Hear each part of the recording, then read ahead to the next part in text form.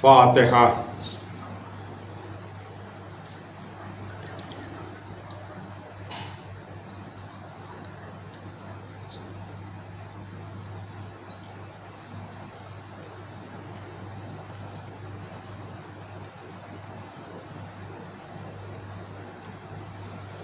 لا حول ولا قوة إلا بالله العلي العظيم۔ أعوذ بالله من الشيطان اللعين الرجيم۔ بسم الله الرحمن الرحيم۔ الحمد لله رب العالمين، والصلاة والسلام والتحية والإكرام على أشرف الخلق سید المرسلین بالقاسم المصطفیٰ محمد وآلہ الطیبین الطاہرین ولعنۃ اللہ علی اعدائہم اجمعین من یومنا ھذا الی قیام یوم الدین وبعد یوم الدین، اما بعد۔ وقد قال اللہ تعالی وتبارک فی کتابہ الحکیم وہو اصدق الصادقین وقولہ الحق۔ بسم اللہ الرحمن الرحیم۔ لقد من اللہ علی المؤمنین اذ بعث فیہم رسولا من انفسہم یتلو علیہم آیاتہ ویزکیہم ویعلمہم الکتاب والحکمہ۔ خوشنودی امام زمان مولائی کائنات علی بن ابی طالب علیہ السلام کی خوشنودی اور مجلس کی قبولیت کے لیے محمد و آل محمد پر صلوات پڑھیں۔ اللہم صلی علی محمد و آل محمد۔ شہادت مولائی متقیان کے عنوان سے اور اسی کی مناسبت سے یہ مجلس عزا ہو رہی ہے۔ پروردگار قاتلان امیر المؤمنین پر بے شمار لعنت بھیجے، وہ جنہوں نے شخص امیر المؤمنین علیہ السلام کو قتل کیا ان پر بھی لعنت ہو، اور جنہوں نے مولائی کائنات کی شخصیت کو قتل کیا، ان کے فضائل کو چھپایا، ان پر بھی بے شمار لعنت ہو۔ آج کی مجلس کا موضوع ہے اخلاق امام علی علیہ السلام کی نظروں میں۔ اخلاق کیا ہے اور امام علی علیہ السلام کی نظروں میں اخلاق کی کیا اہمیت ہے؟ خود اخلاق کی کتنی اہمیت ہے، جس سورہ کی میں نے تلاوت کا شرف حاصل کیا ہے، جس آیت کی تلاوت کی گئی ہے، سورہ آل عمران آیت نمبر 164۔ اس آیت مجیدہ میں ارشاد ہوتا ہے کہ بتحقیق اللہ نے احسان کیا مومنین پر کہ جب ایک رسول کو بھیجا جو انہی میں سے تھا۔ اس رسول کی کیا خصوصیت تھی؟ یتلو علیہم آیاتہ، جو آیات خدا کی تلاوت کرتا تھا، ان کے نفسوں کو پاک کرتا تھا، کتاب اور حکمت کی تعلیم دیتا تھا۔ 4 کاموں کے لیے پیغمبر اسلام کو بھیجا پروردگار نے، اور انہی 4 کاموں کو ایک جملے میں اس طریقے سے پیغمبر اسلام حضرت محمد مصطفیٰ صلی اللہ علیہ وسلم نے بیان کیا۔ آپ فرماتے ہیں بعثت لأتم مکارم الاخلاق۔ یہ حدیث مختلف الفاظ میں آئی ہے، کتب اہل سنت میں بھی ہے، ہمارے ہاں بھی کچھ کتابوں میں آئی ہے، الفاظ تھوڑے بدلے ہوئے ہیں۔ اس حدیث کے بارے میں زیادہ گفتگو نہیں کرنی ہے۔ صاحب مجمع البیان تفسیر کی کتاب ہے، انہوں نے بھی اس حدیث کو نقل کیا ہے کہ میں بھیجا گیا تاکہ مکارم اخلاق کو اتمام کی منزل تک پہنچا دوں، یا میں اخلاق حسنہ کے ساتھ بھیجا گیا ہوں۔ یعنی آنے کا مقصد کیا تھا کہ جو مکارم اخلاق ہیں انہیں پیغمبر کھول کر بیان کر دیں، اور اپنی سیرت کو اس طریقے سے دنیا والوں کے سامنے پیش کریں کہ دنیا والے اخلاق کو اپنائیں تاکہ دین اور دنیا کی سعادت انہیں مل سکے۔ جس کام کے لیے پیغمبر آئے تھے، یعنی مکارم اخلاق کو پورا کرنے کے لیے، اس عظیم کام کو دنیا اس وقت تک انجام نہیں دے سکتی جب تک وہ اس راستے پر نہ چلے جو راستہ امام علی علیہ السلام کا ہے، کیونکہ پیغمبر اسلام صلی اللہ علیہ وآلہ وسلم نے فرمایا انا مدینۃ العلم وعلی بابھا، میں علم کا شہر ہوں، علی اس کے دروازہ ہیں۔ اس کا مقصد یہ ہے پیغمبر کے جس فضائل تک پہنچنا ہے، جس صفت تک پہنچنا ہے، جس کمال تک پہنچنا ہے، تو دروازہ صرف مولا کائنات ہیں۔ انہی کے ذریعے سے کمالات مصطفیٰ تک، فضائل مصطفیٰ تک، اخلاق مصطفیٰ تک پہنچا جا سکتا ہے۔ یہ اخلاق ہے کیا؟ انسان کا اخلاق کتنی چیزوں سے مل کر وجود میں آتا ہے۔ دوسرے لفظوں میں کون سی ایسی صفت ہے کہ اگر انسان کے اندر وہ پائی جائے تو ہم اسے کہیں گے یہ اچھے اخلاق والا ہے؟ کون سی بری صفات ہیں خدا نہ کرے اگر وہ کسی کے اندر پائی جائیں تو ہم اس شخص کو کہیں گے یہ برے اخلاق والا ہے۔ اب اس بیان سے پہلے میں ایک حدیث مولائے متقیان غالب علی کل غالب حضرت علی بن ابی طالب علیہ السلام کی بیان کرنا چاہتا ہوں۔ اس حدیث پر آپ غور کریں کتنی اہم حدیث ہے۔ غرر الحکم میں یہ حدیث ہے۔ مولا فرماتے حسن الاخلاق، اچھا اخلاق، یدر الازراق و یونس الرفاق۔ اگر انسان کا اخلاق اچھا ہو تو اس کے رزق میں زیادتی ہوتی ہے، اضافہ ہوتا ہے، اور اس کے دوست اور احباب بہت زیادہ ہوتے ہیں۔ اچھا اخلاق، اس کو اپنانا یہ بہت ہی زیادہ اہم ہے۔ یہ اخلاق ہے کیا؟ کیا صفات ہمارے اندر پائی جائیں کہ ہمارا اخلاق اچھا اخلاق ہو؟ 5 عناصر ہیں اچھے اخلاق کے، یعنی 5 صفات اگر ہمارے اندر پائی گئی تو ہمارا اخلاق اچھا ہے۔ اگر خدا نہ کرے یہ صفات نہیں پائی گئی تو اس کا مقصد یہ ہے کہ اخلاق ہمارا اچھا نہیں ہے۔ وہ 5 صفات کیا ہیں؟ بہت ہی اختصار کے ساتھ بیان کرنا ہے۔ صداقت، امانت، تواضع، قناعت اور تقوی۔ یہ 5 صفات اگر کسی کے اندر جمع ہو جائیں تب اس کے بارے میں یہ کہا جائے گا کہ یہ شخص بہت ہی اخلاق والا ہے۔ عام طور سے عرف عام میں جو خوش مزاج ہوتا ہے، جو لوگوں سے ہنس کر ملتا ہے، مسکرا کر ملتا ہے، ہم اس کے بارے میں یہ کہتے ہیں کہ اس کا اخلاق بہت ہی زیادہ اچھا ہے۔ مگر حقیقت میں اچھا اخلاق کس کا ہے؟ سب سے پہلی صفت جو بہت ہی اہم ہے وہ ہے صداقت اور سچائی۔ جب تک انسان کے کلام میں صداقت نہیں ہے، سچائی نہیں ہے، اس وقت تک اس کا اخلاق اچھا اخلاق نہیں ہو سکتا۔ زبان میں سچائی کا ہونا بے انتہا ضروری ہے، اور یہ اتنی اہم صفت ہے کہ خلیل خدا حضرت ابراہیم آپ نے دعا کی تھی پروردگار سے وَاجْعَلْ لِي لِسَانَ صِدْقٍ فِي الْآخِرِينَ، میرے اللہ میرے لیے ایک سچی زبان قرار دے آنے والی نسلوں میں۔ یہ سچی زبان کیا تھی جو آنے والی نسلوں میں مانگی جا رہی؟ جناب ابراہیم مانگ رہے ہیں، وہ کیا ہے اچھی زبان؟ دعائے ندبہ میں بیان کیا گیا ہے کہ وہ اچھی زبان کیا ہے۔ دعائے ندبہ میں ہم پڑھتے ہیں کہ جناب ابراہیم نے جب یہ دعا کی سَأَلَكَ لِسَانَ صِدْقٍ فِي الْآخِرِينَ، تو میرے اللہ تو نے جناب ابراہیم کی دعا کو قبول کیا، وَجَعَلْتَهُ ذَلِكَ عَلِيًّا، وہ لسان صدق علی کی شکل میں عطا کی۔ مولا کائنات دعائے حضرت ابراہیم خود لسان صدق ہیں، خود سچی زبان ہے۔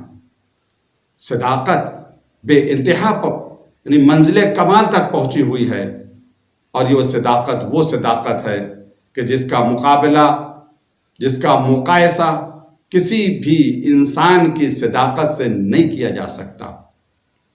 عام انسانوں کی سچائی اور صداقت کچھ اور ہوتی ہے، اور مولا کائنات اور اہل بیت علیہ السلام کی صداقت اور سچائی کچھ اور ہے۔ عام لوگوں کو سچا کب کہیں گے؟ اس وقت کہیں گے جب ان کا کلام حقیقت اور واقع کے مطابق ہو۔ مثال کے طور پر کسی نے آ کر یہ خبر دی کہ باہر بارش ہو رہی ہے، اب یا تو اس کی خبر سچی ہے یا جھوٹی ہے۔ یعنی اگر واقعاً باہر بارش ہو رہی ہے تو متکلم سچا ہے، اسے ہم صادق کہیں گے، اس کا کلام حقیقت کے مطابق ہو گیا، وہ سچا ہو گیا۔ اور اگر باہر بارش نہیں ہو رہی ہے تو ہم ایسے متکلم کو کاذب کہیں گے، جھوٹا کہیں گے۔ تو اگر ہمیں سچا بننا ہے تو ہمارے لیے ضروری یہ ہے کہ ہم واقع کی اتباع کریں، پیروی کریں، حقیقت کو مانیں، جیسی حقیقت ہے ویسے ہی ہم بیان کریں، ہم سچے ہوں گے۔ انسان اسی وقت سچا ہوگا جب وہ حقیقت کا پابند ہو، واقع کا پابند ہو اور گفتگو حقیقت کے اعتبار سے کرے۔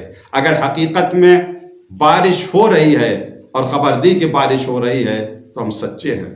یہ عام انسانوں کی صداقت ہے، مگر اہل بیت کی صداقت اس منزل تک پہنچی ہوئی ہے کہ یہ واقع کے پابند نہیں ہیں، یہ حقیقت کے پابند نہیں ہیں، بلکہ واقع اور حقیقت خود ان کے پابند ہیں۔ یہ اگر کہہ دے ہاتھوں کے دھون کو کہ جواہرات بن جائیں تو پانی ہے، ہاتھوں کا دھون ہے، مگر اس کی حقیقت بدل جائے گی، اس کی واقعیت بدل جائے گی، یہ ہاتھ کا دھون ہیرے جواہرات میں بدل جائے گا۔ اگر یہ کہہ دیں بچوں تمہارے کپڑے درزی سلنے کے لیے لے گیا ہے تو اب واقع بدلے گا، حقیقت بدلے گی۔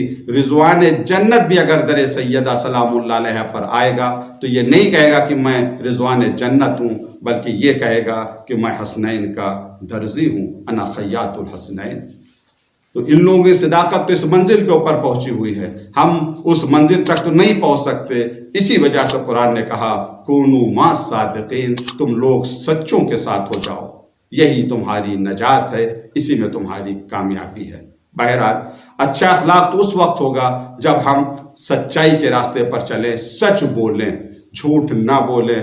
جھوٹ بولنے سے رزق میں برکت ختم ہو جاتی ہے، منحوسیت آتی ہے، رحمت ختم ہو جاتی ہے۔ اور جھوٹ بولنا اتنا بڑا گناہ ہے، اگر روزے کے عالم میں کوئی شخص جھوٹی نسبت اللہ اور رسول اور ائمہ علیہ السلام کی طرف دے دے تو اس کا روزہ بھی باطل ہو جائے گا۔ ایک یہ اہم صفت۔ دوسری اہم صفت جس کا پایا جانا ضروری ہے وہ ہے امانت۔ امانت کے پایا جانا بہت ضروری ہے، امین ہونا بہت ضروری ہے۔ یہ امانت کتنی اہم ہے؟ سورہ احزاب میں ارشاد ہوا انا عرضنا الامانۃ علی السماوات والارض والجبال فابین ان یحملناها واشفقن منها وحمل الانسان انه کان ظلوما جہولا۔ ہم نے اس امانت کو زمین اور آسمان اور پہاڑوں کے سامنے پیش کیا۔ ان لوگوں نے امانت کے بوجھ کو اٹھانے سے انکار کر دیا، ڈر گئے، مگر انسان جو ظالم بھی ہے، نادان بھی ہے، اس نے اس بوجھ کو اٹھا لیا۔ یعنی امانت اتنا سنگین بوجھ ہے کہ زمین اور آسمان بھی اس بوجھ کو اٹھانے سے انکار کر رہے ہیں۔ امانت بے انتہا ضروری ہے۔ اپنی زندگی میں امانت سے کام لیں، کسی بھی امانت میں، کسی کی بھی امانت میں خیانت نہیں کرنی چاہیے۔ یہاں تک کہ روایات میں آیا ہے کہ المستشار مؤتمن، مشورہ دینے والا امین ہوتا ہے۔ اگر ہم کسی کو مشورہ دیں تو صحیح مشورہ دیں، اگر غلط مشورہ دے رہے ہیں تو اس کا مقصد یہ ہے کہ ہم امانت میں خیانت کر رہے ہیں۔ سچائی اور امانت، اب یہ دونوں صفتیں مولا کائنات کے اندر بدرجہ اتم پائی جاتی تھی۔ خود ایسے صادق تھے کہ حدیث میں آیا کہ صدیقیون ثلاثہ، 3 سچے ہیں، ان میں سے ایک مولا کائنات ہے اور آپ سب سے افضل ہیں۔ امانت کے یہ عالم کہ پیغمبر اسلام نے اپنا پورا دین بطور امانت مولا کائنات کے حوالے کیا، اور مولا کائنات نے آخری وقت تک اس دین کی حفاظت کی۔ ہماری بھی ذمہ داری یہ ہے کہ ہم ہر جگہ امین بنیں، زندگی میں بھی امین بنیں لوگوں کے ساتھ بھی امانت سے پیش آئیں، خیانت نہ کریں، اور دین کے معاملے میں تو بالکل امین رہنا چاہیے، ایمان کے معاملے میں تو بالکل امین ہونا چاہیے، عقیدے کے معاملے میں ذرہ برابر خیانت نہیں کرنی چاہیے۔ یعنی خیانت یہاں پر کیا ہوگی؟ اگر کوئی کسی کے پاس مال رکھے بطور امانت، اور انسان اس میں کچھ ملا دے، کچھ کم کر دے، کچھ اضافہ کر دے، یہ سب خیانت کہلائے گی۔ جیسا مال دیا ہے ویسے ہی اپنے پاس رکھیں، محفوظ رکھیں، اور ویسے ہی واپس کریں۔ یہ دین بطور امانت ہمارے پاس ہے، یہ عقائد، یہ ایمان بطور امانت ہمارے پاس ہے، ہم انہیں اپنی نسلوں کے حوالے کر رہے ہیں، تو ہماری ذمہ داری یہ ہے کہ ہم ذرہ برابر اس میں خیانت نہ کریں۔ جیسا ائمہ علیہ السلام نے ہمیں دیا ہے ویسا ہی دین، ویسا ہی عقیدہ، ویسا ہی ایمان ہم اپنی نسلوں کے حوالے کریں۔ یہی امانت ہے، اس میں ذرہ برابر خیانت نہیں کرنا چاہیے۔ پھر تیسری صفت تواضع اور انکساری۔ اگر تواضع انکساری نہیں ہے تو انسان شیطان کے جال میں پھنس جاتا ہے۔ تواضع انکساری یعنی تکبر نہ ہو، غرور نہ ہو، انانیت نہ ہو، ایگو نہ ہو، انسان انکساری کے ساتھ زندگی گزارے۔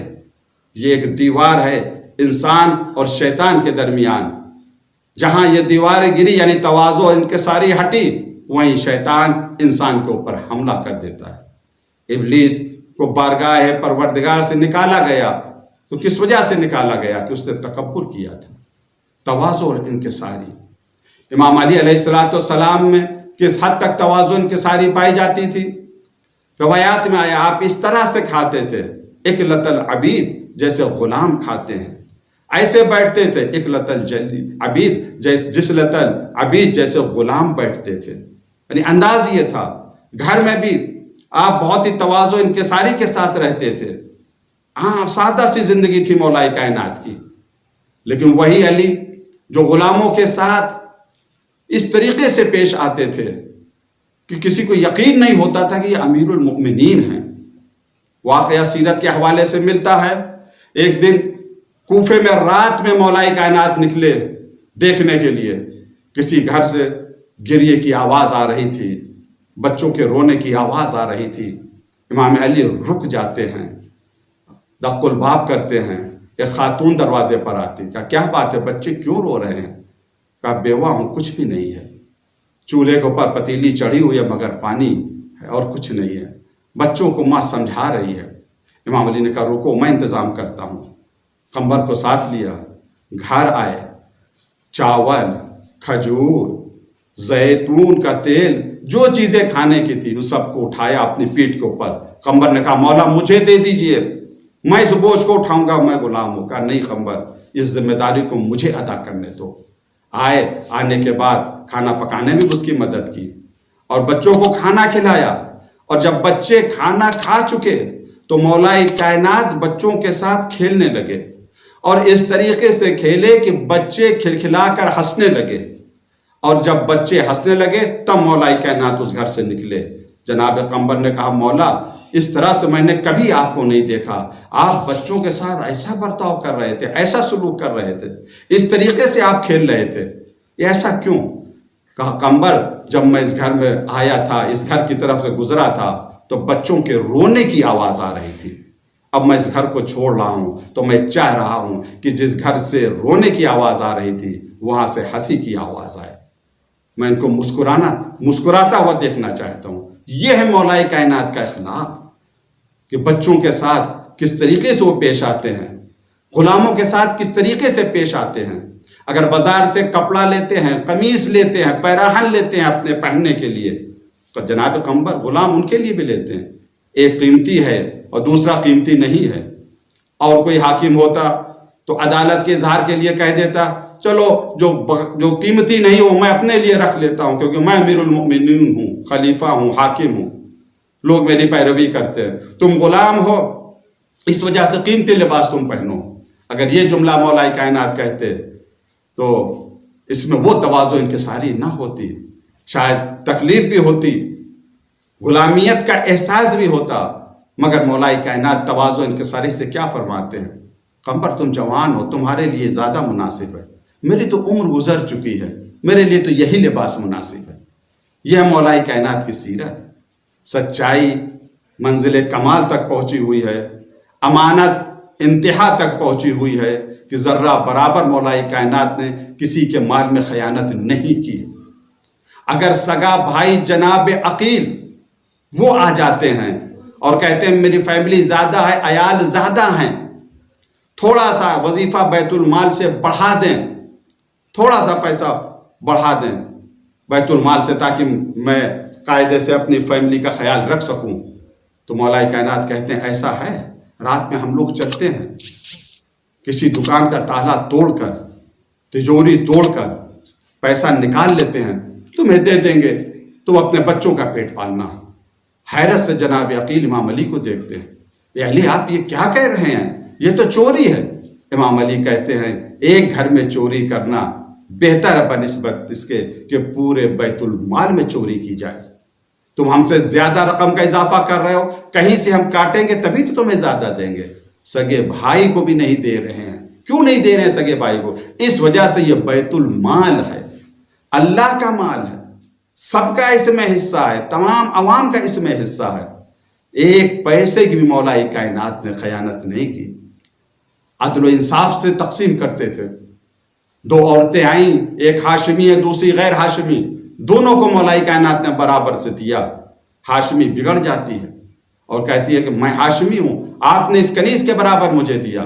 مولا کہتے ہیں کتاب خدا میں مجھے کوئی فرق محسوس نہیں ہوتا ہاشمی اور غیر ہاشمی میں۔ یہ ہے امانت مولا کائنات کہ بیت المال میں ذرہ برابر خیانت نہیں کی۔ تواضع انکساری میں عرض کر چکا، اس منزل کے اوپر پہنچی ہے، بچوں کے ساتھ بچہ بن کر علی رہ رہے ہیں، غلاموں کے ساتھ اس طریقے سے کھا رہے ہیں جیسے غلام کھاتے ہیں، اس طرح سے بیٹھ رہے جیسے غلام بیٹھتے ہیں، بلکہ ان کے سامنے جھک کر رہے، تواضع انکساری کے ساتھ رہے۔ لیکن جب دشمن خدا کے سامنے آئے تو یہاں کے اوپر جھکنا ذلت ہے، یہاں کے اوپر اکڑنا خدا کو پسند ہے۔ مولا کائنات کی یہی صفت تھی، جب خدا کے بندوں کے سامنے ہوتے تھے تو تواضع انکساری کے ساتھ کام لیتے تھے، اور جب خدا کے دشمنوں کے مقابلے میں آتے تھے تو امام علی علیہ السلام سینہ تان کے چلتے تھے۔ کسی جنگ میں جب دشمن کا سر لے کر آئے امام علی علیہ السلام تو بڑی شان سے چلتے ہوئے آئے، تو کسی نے جل کے کہا پیغمبر سے کہ علی کے چال میں کچھ تکبر نظر آ رہا ہے۔ پیغمبر نے مسکرا کر کہا علی کی یہ ادا ہے جو خدا کو پسند ہے۔ تو تواضع انکساری کو سمجھیں، اللہ کے بندوں سے ملیں، جھک کر ملیں، لیکن دشمن خدا اس کے سامنے اپنی عظمت، اسلام کی عظمت، اپنی شان و شوکت کو آپ ظاہر کریں، یہ تواضع انکساری کے خلاف نہیں ہے۔ چوتھی صفت جس کا پایا جانا بہت ضروری ہے ورنہ اخلاق پورا نہیں ہوگا، وہ قناعت ہے۔ قناعت یعنی جتنا ہے اس کے اوپر راضی رہنا۔ مولا کائنات فرماتے کفا بالقناعت ملکن وبحسن الخلق نعیما۔ دولت، ملک، پیسہ قناعت سے بڑھ کر کچھ نہیں ہے، قناعت سے بڑھ کر کوئی دولت نہیں ہے، اور اچھے اخلاق سے بڑھ کر کوئی نعمت نہیں ہے۔ یہ کون کہہ رہا ہے؟ یہ مولا کائنات کہہ رہے ہیں کہ قناعت سے بڑھ کر کوئی دولت نہیں ہے اور اچھے اخلاق سے بڑھ کر کوئی بڑی نعمت نہیں ہے۔ یہ وہ مولا کائنات کہہ رہے ہیں کہ جب ولایت کا اعلان ہوا تو جناب جبرائیل یہ آیت لے کر نازل ہوئے تھے، الیوم اکملت لکم دینکم واتممت علیکم نعمتی ورضیت لکم الاسلام دینا۔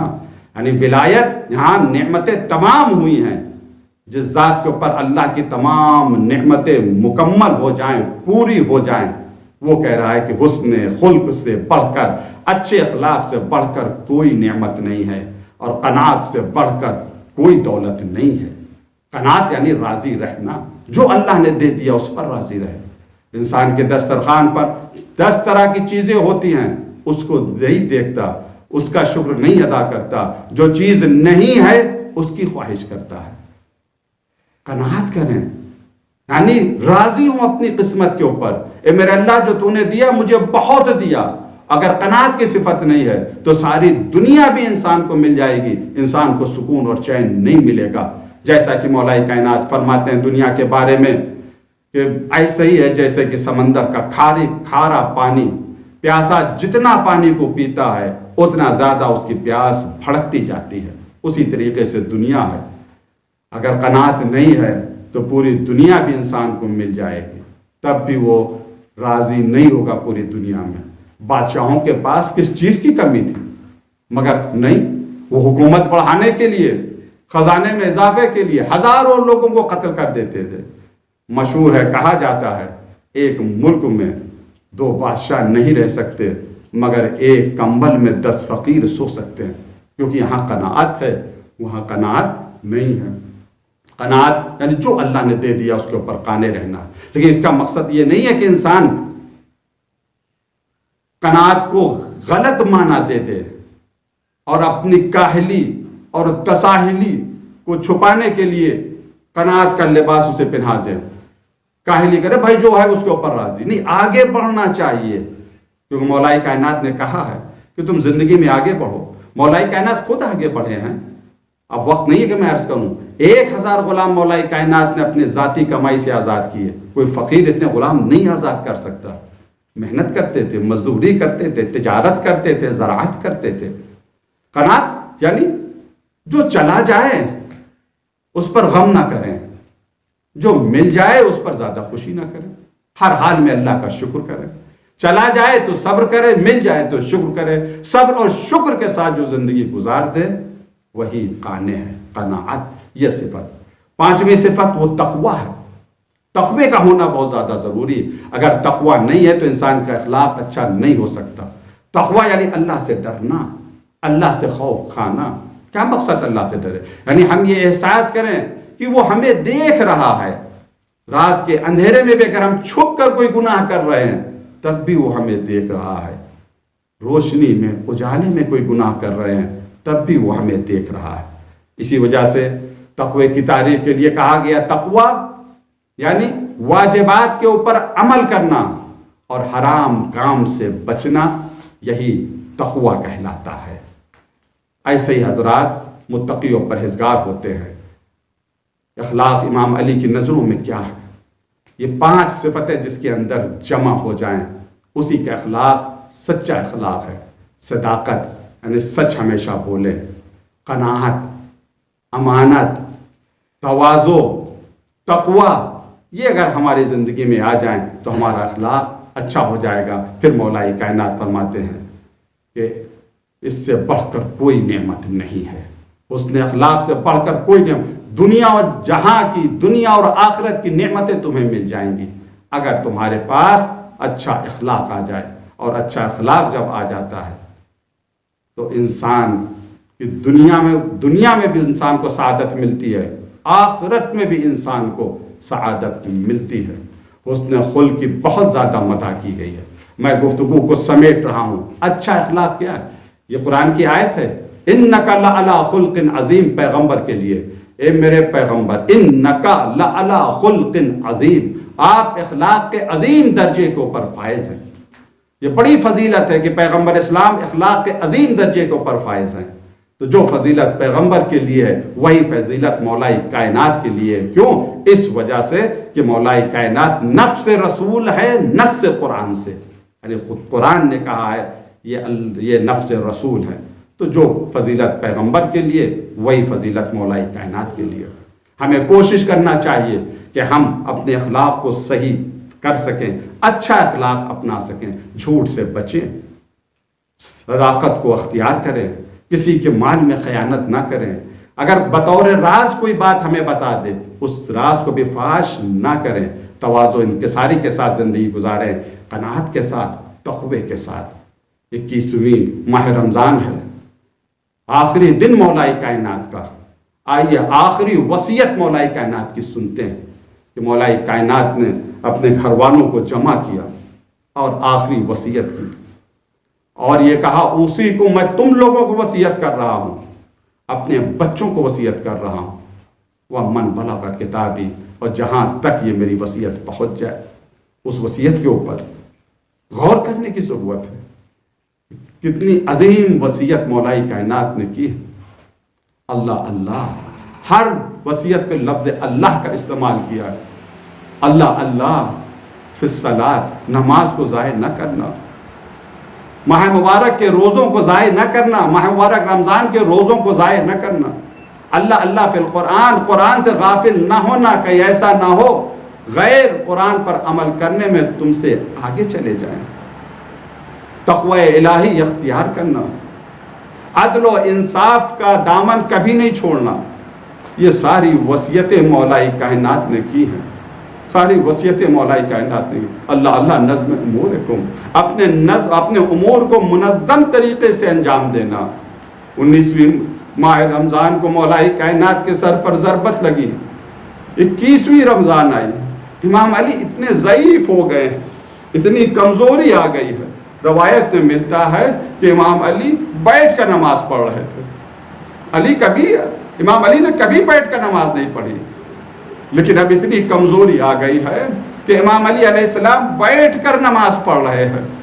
امام حسن ہے، امام حسین علیہ السلام ہے.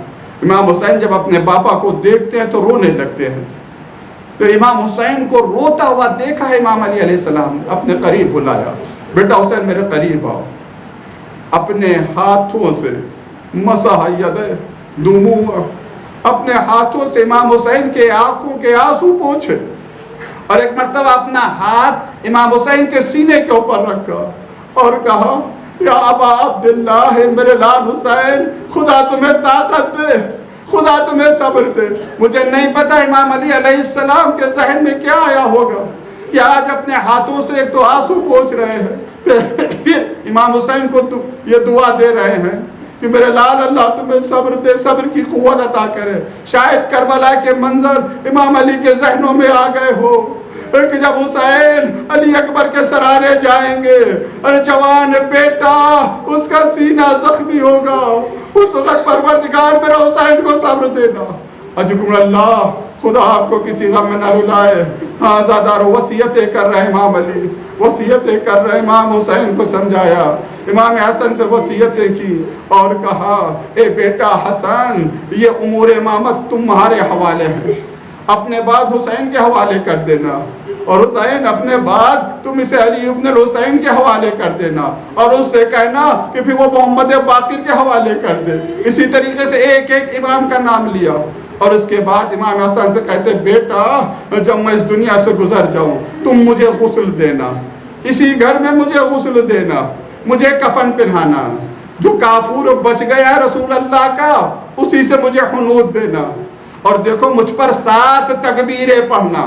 یہ تکبیریں صرف میرے لیے جائز ہوں گی اور کسی کے لیے جائز نہیں ہوں گی. ہاں جب میرا مہدی آئے گا تو اس کے لیے بھی یہ تکبیریں جائز ہوں گی. آخری وقت امام علی کا، لیکن اپنے لال مہدی کو، امام زمانہ کو یاد کر رہے ہیں. عزادارہ مجھے نہیں پتا کہ آج امام زمانہ کہاں ہیں، کربلا میں ہے یا نجف میں ہے. ہاں لیکن طریقہ یہی ہے، جب کسی کے ہاں کوئی مصیبت آتی ہے تو وارث کو سب سے پہلے پرسہ دیا جاتا ہے. اے میرے مولا اپنے جد کا پرسہ قبول کرے. اجکم اللہ. اسی اسنا میں جناب زینب آگے بڑھی اور کہتی ہے بابا میں نے ایک حدیث سنی ہے ام ایمن سے، میں اس حدیث کو آپ کے منہ سے سننا چاہتی ہوں. کہا بیٹی کون سی حدیث؟ پوری حدیث بیان کی. یہ حدیث ام ایمن وہ ہے کہ پیغمبر نے جس میں شہادت امام حسین کی خبر دی، تفصیل سے خبر دی. یہ وہی حدیث ہے کہ جب 11 محرم کو یہ لٹا ہوا قافلہ کربلا سے گزر رہا تھا، جناب زینب نے سید سجاد کو دیکھا، چہرے کا رنگ بدل رہا ہے. میرے لال تمہارے چہرے کا رنگ بدل رہا ہے، ایسا محسوس ہو رہا ہے جیسے تمہاری روح نکل رہی ہو. اگر کچھ تمہیں ہو گیا تو زینب کس کے سہارے زندہ رہے گی؟ سید سجاد بے کسی کے عالم میں جواب دیتے ہیں پھوپھی اماں میں دیکھ رہا ہوں ظالم اپنے لاشائے نجس دفن کر رہے ہیں. ہائے میرا بابا بے گور و کفن پڑا ہے. ایسے نازک منزل پر جناب زینب نے یہی حدیث ام ایمن سید سجاد کو بتائی. سید سجاد کو صبر آیا. بابا اس حدیث کو میں آپ کے منہ سے سننا چاہتا ہوں. کہا بیٹی حدیث بالکل صحیح ہے، جو کچھ ام ایمن نے بیان کیا صحیح ہے. اے بیٹی میں دیکھ رہا ہوں تم اسی شہر میں لائی جاؤ گی، تمہارے سر پر چادر نہیں ہوگی، تمہیں قیدی بنا کر لایا جائے گا۔ اے بیٹی فصبرن صبرا، زینب جب اس شہر میں آنا تو صبر کرنا۔ کوئی اپنی بیٹی سے یہ کہہ رہے زینب قوم کے لیے امت کے لیے بد دعا نہ کرنا۔ اجکم اللہ، گھر میں کوہرام ہے، بیٹیاں گریا کر رہی ہیں، بیٹے گریا کر رہے ہیں، اور وہ وقت آیا جب قدرت نے اپنی قدرت سے علی کی روح کو قبض کیا۔ امام علی نے وصیت کر دی تھی امام حسن امام حسین سے، بیٹا جب میرے جنازے کو تابوت میں رکھ دینا تو حسن حسین پیچھے سے تم دونوں اٹھانا، آگے سے نہیں اٹھانا، آگے سے تابوت خود بخود اٹھائے گا۔ جناب محمد حنفیہ فرماتے ہیں کہ حسنین نے پیچھے سے تابوت اٹھایا، آگے سے تابوت خود بخود اٹھ گیا۔ عزادارو، امام زندہ اور امام کی موت دونوں برابر ہوتی ہے، سب کچھ سنتے ہیں دیکھتے ہیں۔ ہاں، جہاں امام کا ذکر ہوتا ہے امام کی نظر کرم بھی ہو جایا کرتی ہے۔ میرا دل چاہتا ہے عرض کروں، ذرا اپنے ذہنوں کو نجف پہنچائیں، اپنی روح کو نجف پہنچائیں، مولا سے کہیں مولا بڑی بے کسی کے عالم میں آپ کی شہادت ہوئی، لیکن مولا آپ کا جنازہ کوفے میں بڑی شان سے اٹھ گیا۔ حسنین نے پیچھے سے اٹھایا، جبرائیل و میکائیل آگے تھے۔ اے میرے مولا، ایک جنازہ کربلا میں نظر آیا، اس کا اٹھانے والا کوئی نہیں تھا۔ ارے اٹھانے والے تھے مگر کیسے اٹھاتے؟ جوان بیٹا تھا، ہاتھوں میں ہتھکڑیاں، پیروں میں بیڑیاں، گلے میں تو کے خاردار۔ اجرکم اللہ، خدا آپ کو کسی غم میں نہ رلائے۔ شہادت امام علی علیہ السلام بہت غم کا دن ہے، زمانے کا امام بھی غم منا رہا ہے۔ لیجئے یہ تابوت اٹھا، پشت کوفہ آیا، ایک جگہ تابوت رک جاتا ہے۔ وصیت کے مطابق امام حسن نے تھوڑی سی مٹی ہٹائی، ایک قبر آمادہ تھی، تیار تھی، ایک تختی بھی لکھی ہوئی تھی، عبرانی زبان میں اس پر لکھا ہوا تھا۔ حسن اور حسین نے اپنے بابا کو قبر میں لٹا دیا، ایک غیب سے پردہ آ گیا۔ اب یہاں پر امام حسن امام حسین فرماتے ہیں، ایک مرتبہ سرحانے سے امام حسن نے جب پردہ ہٹایا تو قبر میں کیا دیکھا؟ آدم آ گئے ہیں، ابراہیم آ گئے ہیں۔ اور امام حسین نے جب پیتیانے سے پردہ اٹھا کر دیکھا تو کیا دیکھا؟ قبر میں ماں فاطمہ زہرا آ گئی، زہرا علی کے پاس قبر میں آ گئی۔ اجرکم اللہ، بس حسن حسین نے اپنے بابا کو دفن کر دیا، دفن کر کے واپس آ رہے ہیں۔ ایک کھنڈر تھا، جب اس کھنڈر کے قریب پہنچے تو کسی کے رونے کی آواز امام حسن کے کانوں میں آئی، امام حسین کے کانوں میں آئی۔ عزادارو، اگر کوئی اور ہوتا تو اپنے غم کے آگے کسی اور کے غم کی طرف توجہ نہ دیتا، مگر یہ تو حسنین شریفین ہیں، یہ تو امام ہے۔ امام حسن جلدی سے اس کھنڈر میں آئے، کیا دیکھا؟ ایک نابینا فقیر ہے جو بلک بلک کر رو رہا ہے۔ امام حسن اس کے قریب پہنچے، بھائی کیوں رو رہے ہو؟ کہا آج 3 دن ہو گئے میرا دوست نہیں آیا، میرا مددگار نہیں آیا۔ امام حسن پوچھتے ہیں، بھائی تمہارا دوست کون تھا؟ اس کا نام کیا تھا؟ کا نام تو مجھے معلوم نہیں، لیکن بڑا مہربان تھا۔ جب کبھی اس کا نام پوچھا تو ہمیشہ یہی کہتا تھا، ایک بندہ اللہ کے بندے کے پاس بیٹھا ہوا ہے، ایک فقیر اللہ کے فقیر کے پاس بیٹھا ہوا ہے۔ نام کبھی نہیں بتایا، لیکن بڑا مہربان تھا، بہت اچھی اچھی باتیں کرتا تھا، اپنے ہاتھ سے لقمہ میرے منہ میں رکھتا تھا۔ 3 دن ہو گئے میرا دوست نہیں آیا، 3 دن سے میں بھوکا ہوں۔ امام حسن رونے لگے اور کہا اب انتظار نہ کرنا، وہ اور کوئی نہیں، میرے بابا علی مرتضیٰ تھے، وہ شہید ہو گئے، میں انہیں ابھی دفن کر کے آیا ہوں۔ میں اتنا سننا تھا، وہ بوڑھا چیخ مار کر روتا ہے کہ شہزادو خدا کا واسطہ مجھے امیر المومنین کی قبر پر لے چلو. امام حسن اسے لائے, ایک مرتبہ اپنے کو قبر پر گرایا, ایک جملہ کا, اے میرے اللہ, اب ایسے رحیم ایسے کریم امام کے بعد زندہ رہنا نہیں چاہتا. دعا قبول ہوئی, اس کی روح گلشن جنت کو پرواز کر. سبحان الذین ظلموا وَيَنقلبوا إِنَّا لِلَّهِ وَإِنَّا إِلَيْهِ راجعون.